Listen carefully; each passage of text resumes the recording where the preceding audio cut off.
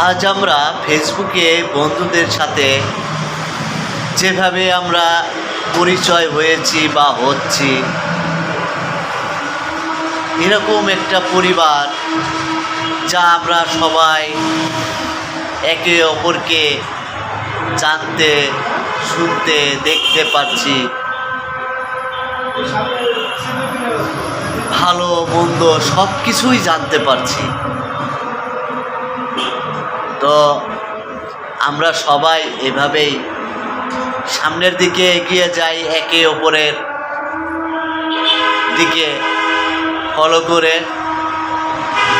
একজন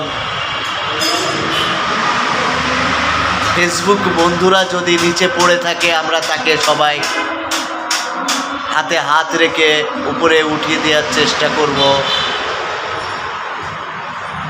আসসালামু আলাইকুম।